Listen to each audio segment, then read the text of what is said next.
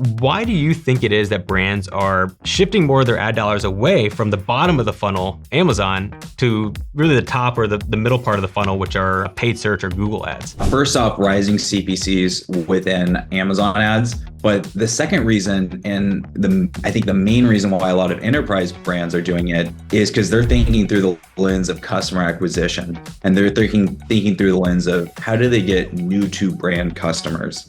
With Amazon ads, it's great for ROAS, it's great for return on ad spend and ACoS and that stuff, which certainly matter. However, you're fishing in the same lake over and over again. So you're bound to catch the same fish over and over again. These enterprise brands, they need to grow. They need to find new customers. So they're thinking through customer acquisition, and they're figuring out ways to go outside the walls of Amazon, tap into new audiences that may have never heard of their brand, may have never bought from their brand before, engage them there, bring them into Amazon for that point of sale.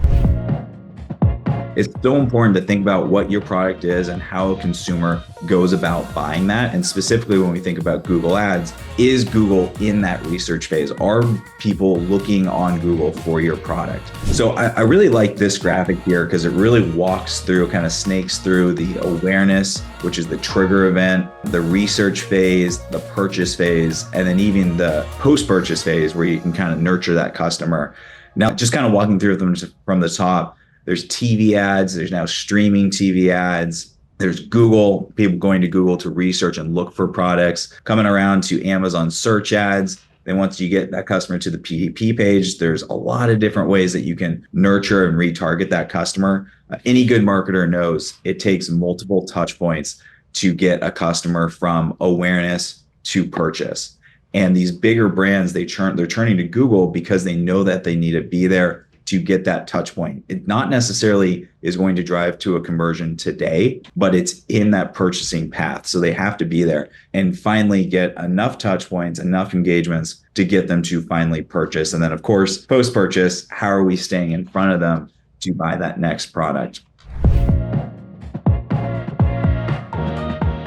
This is my personal experience as a consumer here. I'm going to go through this relatively quickly, but I recently became aware of healthy soda. I know it's a trend kind of taking over the country right now, but a colleague mentioned Olipop to me.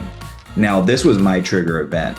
Oftentimes, consumers are triggered through word of mouth like this or social channels. And then from here, what do? Once this colleague mentioned it, I went to Google and I started typing in healthy soda pop. So I Googled it. You can see the search results here. There's articles, there's products and whatnot. Started clicking around, doing my research, and eventually it led me to the brand's page. So I was able to get to Olipop's website, learned about the product there. That's what brand.coms are really good at, is education and whatnot. And I was like, okay, I want to try this, but it was a $4 delivery fee. I'm way too used to Amazon. I don't pay delivery fees anymore. Call me a millennial, whatever you want. I refuse to pay delivery fees. So of course I popped on over to Amazon and I searched the same thing, healthy soda pops. But in this case, you can see all of a sudden competition's everywhere within Amazon.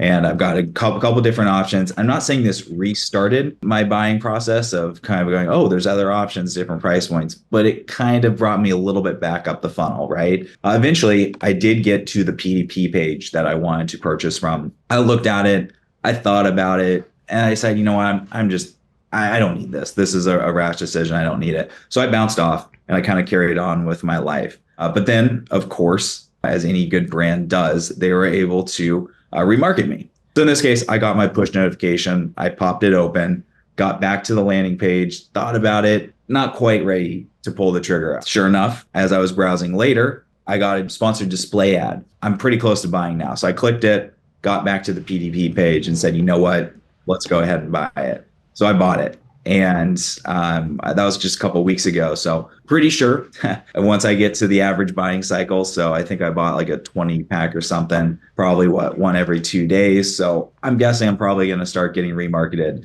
in 30 or 40 days. Now, there's so many ways to engage your customers. There's no shortage of advertising platforms, right? So you have to pick what is appropriate for your consumer. So the question comes, what happens when people search my product? And I've got a couple examples here that I'll walk through to kind of how to think through this. We call it SERP results within Google. I encourage everyone to start Googling their products and see what shows up. You definitely want to be very product specific when you search on Google. But what you'll see a lot of the times is the marketplace will actually bid on your terms.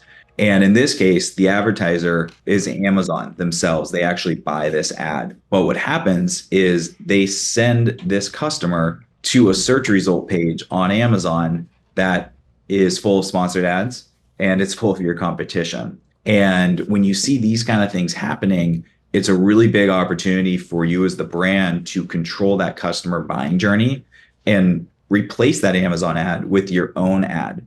If you advertise on Google and you send that traffic to Amazon, your ad will actually say Amazon.com, but then you can build the right ad and you can choose the sub page to send that traffic to, whether you want to send it to your PDP page or an Amazon storefront that's designed to educate and sell that product. So this is something where we always recommend going to storefronts.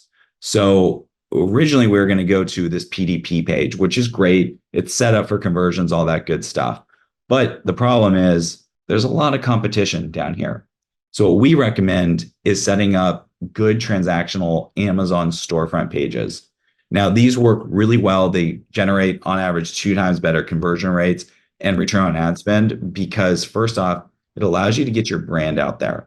And this is so important, and especially for enterprises, because you're able to get your brand. So when consumers go through their journey, they have that impression of the brand already. Then you have the PDP page with everything from the PDP page except the competition pulled in, and it's transactional. So this is a product section, super important, it's transactional. They can add to cart right now. If they're not quite ready to purchase, you're able to then scroll down and get good selling content that's highlighting features and benefits, overcoming objections, and really convincing this new to brand customer that you have a great product, you have a great brand, and it's going to fit their needs. What happens in this case is we see it all the time in a lot of our enterprise brands. They deploy this to where they'll actually grab the top 2 spots on Google search results. So what you can do here is, in this case, the top ad there with the arrow, that's going to brand.com because they do have a brand.com presence. They want their customers to be able to purchase there. But then they also, right below it, through a different Google ad account, they're able to grab the second spot and send this to Amazon.com.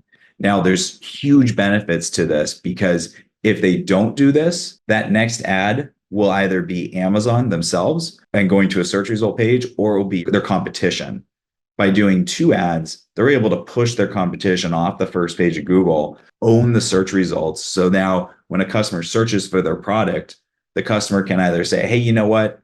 I like buying directly from the brands. I'm going to go to brand.com. Or like a lot of consumers, they're going to go, oh, I'm an Amazon Prime member. I want my 2-day shipping. I'm not paying for shipping like myself. And then they're going to click the second one. So it gives your customer the option to kind of control where they purchase from. What's great about it, of course, is it's pay per click. So you grab those top 2 spots. If they go to brand.com, great. No harm, no foul. They go to Amazon.com, you didn't pay for anything extra for that. Now, I get asked all the time, well, aren't I competing with myself? Aren't I bidding against myself? And technically you are. Right? You're adding another account to the auction. We've done this a ton of times and we've never seen a very big impact on CPCs. But the question now comes to, so consumers are searching for my products on Google, but am I ready for this external traffic channel? You want to think about what it looks like, your buying journey within the walls of Amazon before you think about going beyond the walls. So here we've got our pond here where consumers are searching Amazon for your product. They search Amazon, eventually they get to your PDP. Do you have retargeting set up? You're getting customers in. A lot of people don't buy on that first click as we looked at in that customer journey. So you have to be able to nurture them, stay in front of them, get those touch points, get them back to the PDP and then purchase. Now, obviously within Amazon, this purchase, they're probably going to go again and search Amazon again, click on your sponsored ad and do the same flywheel over again. So you're staying in that same pond. But if you have this cycle nailed, now you have the opportunity to go into another pond over here which is consumers searching Google for your products, and you can funnel them straight into that PDP page. And all of a sudden you have this opportunity to expand volume, expand new to brand customers, get more customers into this funnel. And a lot of times with Google, it's not click, find, buy. Because we're higher up the funnel, they're in the research phase. They're going to come in, hit your PDP page, read all your content, look at your A+ content, think about it, just like my buying journey was when I went through the journey for Olipop, and then they're going to leave. Now, if you have everything in place to retarget them, you're going to be able to get them back to your PDP and eventually convert them. Now, if you want to see a real life example, we put our own product through a 90-day case study to test if we could be more profitable running Google ads versus Amazon ads. So make sure to check out this next video to see the honest results of our 90-day case study.